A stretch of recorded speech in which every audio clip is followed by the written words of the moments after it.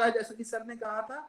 सो आप समझिए कि 33 करोड़ बच्चे में से हमारा 15, 16, 17, 18, 20 करोड़ बच्चा बेकार हो जा रहा है due to different reason. So that is not going to happen. हम, it may be music, it may be art, it may be science, it may be physics, it may be space, it may be any industry. Our country is going to flourish only when each and every individual of our country is going to grow. So government needs to focus on both the areas. Intention बिल्कुल clear करनी होगी। हमें इससे बिल्कुल फर्क नहीं पड़ता कि आप इसे 5+3+3+4 कर दीजिए, इसे 2+3+3+9 कर दीजिए, whether you introduce this subject, that subject.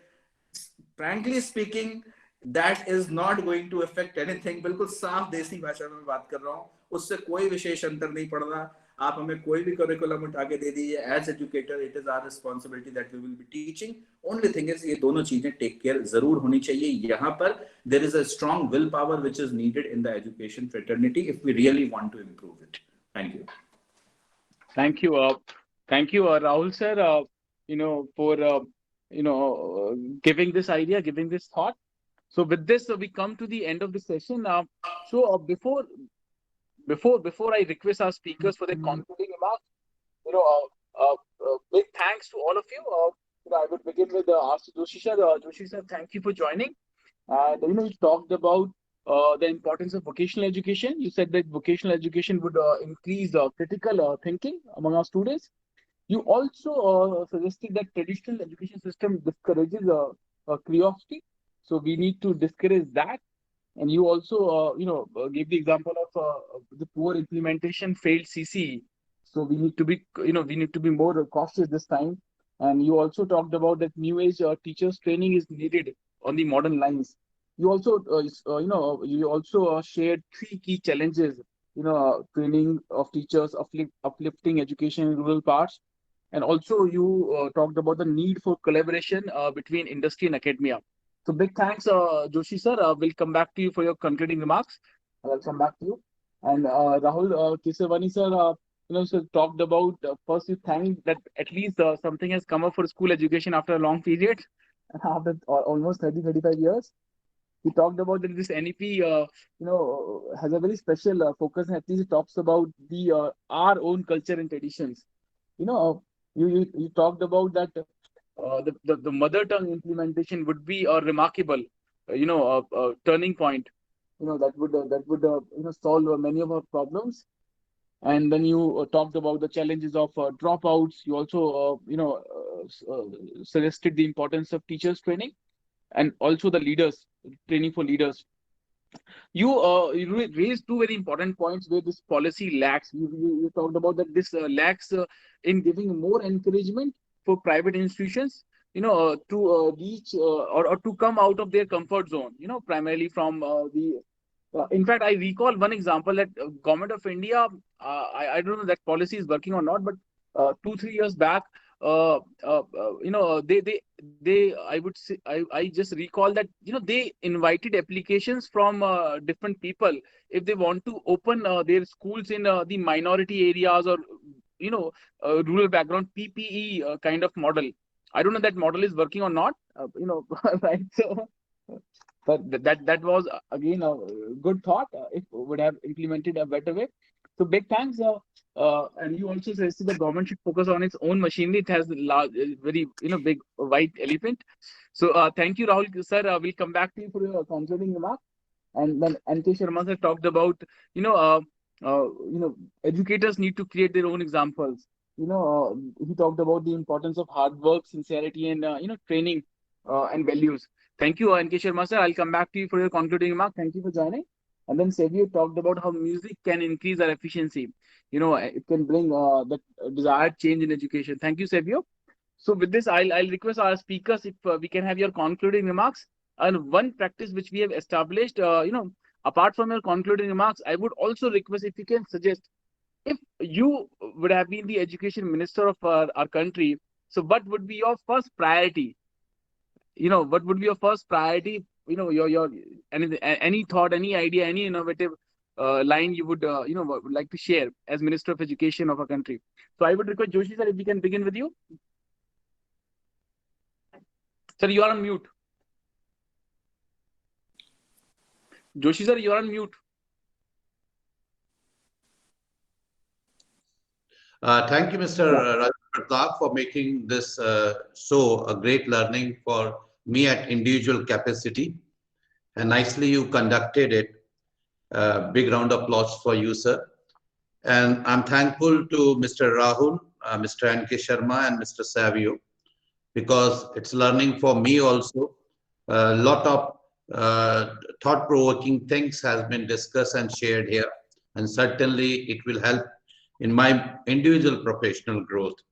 And you have given me a beautiful idea of thinking of education minister of the country. Though I'm least interested in politics, but I'm more interested in education. So certainly, my view is that till we are not going to convert the big part of GDP into education, the things will not change. And private and public partnership is must, what Mr. Rahul was talking about. That simply ignoring the contribution of the private sector in education or health, we cannot improve the health status and education status and altogether social infrastructure of our country. If you really want, we must appreciate the effort of the private sector, and they should be also given a portion from the GDP as incentives, so that, like for an example, till date, he rightly said the education has been, schools has been not treated as an industry, which is must. What benefit is given to the industry must be given to the education sector also. And my last statement for all the educationists is just, I have quoted it. Our job is not to prepare a student for something. Our job is to help a student prepare themselves for anything. And I hope that new education policy is going to provide this opportunity to our student for anything. And once again, I thank you all for enlightening me, enlightening a lot of people who joined this talk directly or indirectly. Thank you. Thank you, Joshi sir. We are truly honored with your presence. Now, I would request Kesarwani sir. Sir, your thought, your concluding remarks and idea as Minister of Education. Thank you, Rajul ji. अच्छा लग रहा है कि I am replacing myself with Nishank ji. The first two, I will basically do two things. First is that I'll declare institutions, educational institution for profit. They will not be treated as philanthropic work. They will be for profit. Second is I'll reduce the total budget of GDP, जो कि 4% education को दिया जा रहा है, and it should have been 7%. I would reduce it to 1%. Now that is something surprising. You may question कि लोग बढ़ाने की बात करते हैं, आप उसको reduce करने की बात कैसे कर रहे हैं? Because the moment we will declare this thing for profit for the private players, immediately large number of players will jump into it, and that will gradually reduce the government's burden, और 3 लाख करोड़ रुपए से ऊपर का सरकार का पैसा बचना शुरू होगा. And third thing which I will develop is that there will be a strict regulatory authority, जैसे कि टेलीकॉम सेक्टर में है, जैसे कि इंश्योरेंस सेक्टर में है. There will be a strict regulatory body which will be focusing on quality education, and so that public is not harassed by the private players also. These are the three things. If we do, immediately within 2 or 3 years of time, we will see that the entire education system, उसमें music भी बढ़ेगा, उसमें art भी बढ़ेगी, उसमें physics भी बढ़ेगी, सब कुछ बढ़ेगा. It will boom. वो एकदम से ग्रेजुअल जंप लेगा, एक लीप जंप लेगा. Thank you. और मैं आपको अप्रिशिएट करता हूं विद योर कंटिन्यूअस एफर्ट्स, और मैं like you have already shared the slides that you are planning to have many more sessions, so all the best for next sessions as well. Thank you. Thank you sir. Your support is a big inspiration. Thank you. Now I would request N.K. Sharma sir. Sir, your concluding remark, and if you become education minister, what would you do as your priority? Sir, yeah. Your question is very difficult to answer. Number one, because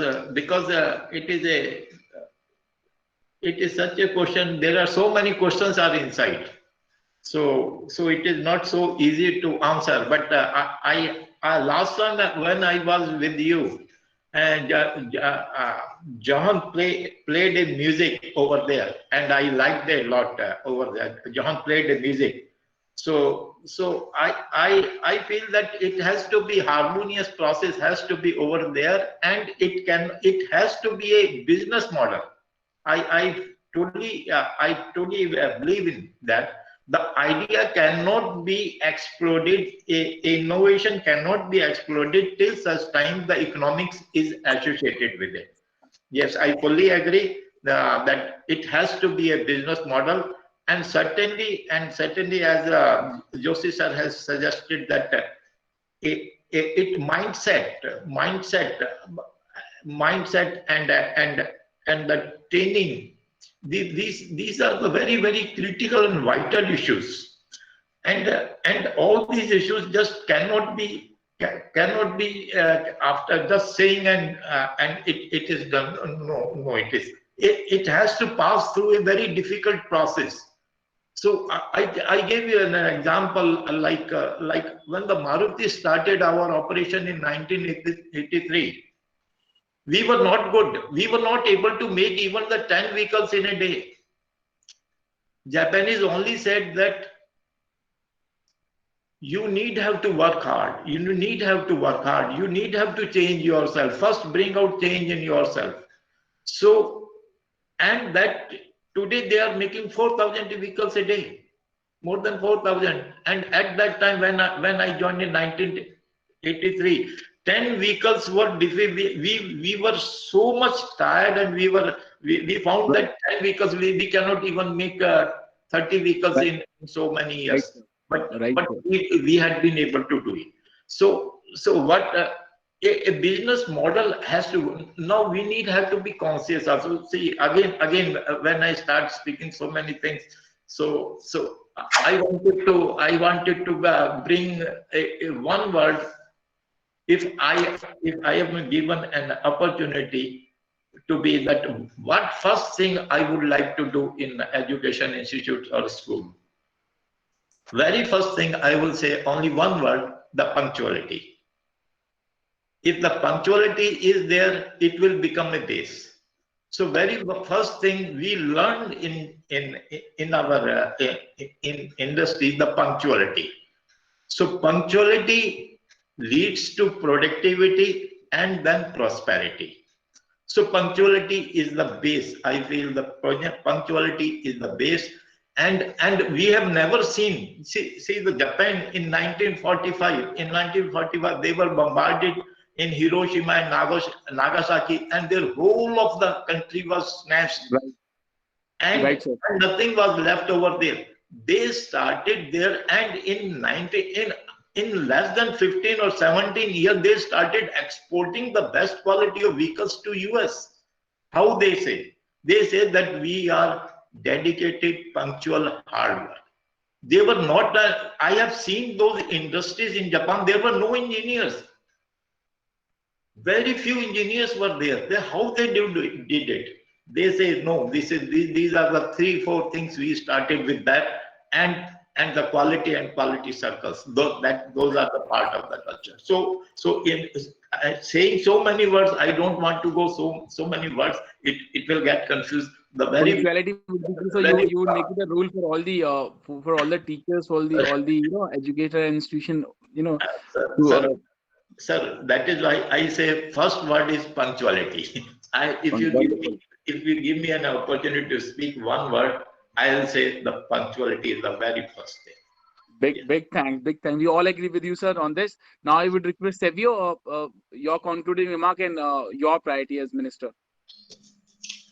Thank you. I appreciate the views of all the panelists, especially Rahulji, when he mentioned about making it a for-profit organization. That shift definitely needs to happen if we need to upgrade the quality of education being imparted to every nook and corner in this country. So I'm very much, in sync with Mr. Rahul's views on this. And of course, Rajulji, you know the answer. If you will make me the education minister, then I'm going to make music compulsory in all the schools.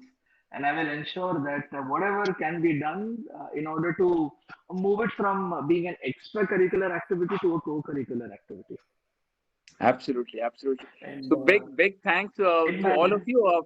Joshi sir, Rahul Kesarwani sir, NK Sharma sir, Savio John sir. Big thanks to all of you for joining and making this session a truly special session, a very interactive one. Big thanks to all of you. This was for the day. Thank you. Thank you. Thank you, sir. Bye, everyone. Thank you. Thank you. Thank you all. Thank you Thank all. you, everybody. Thank you. Thank you.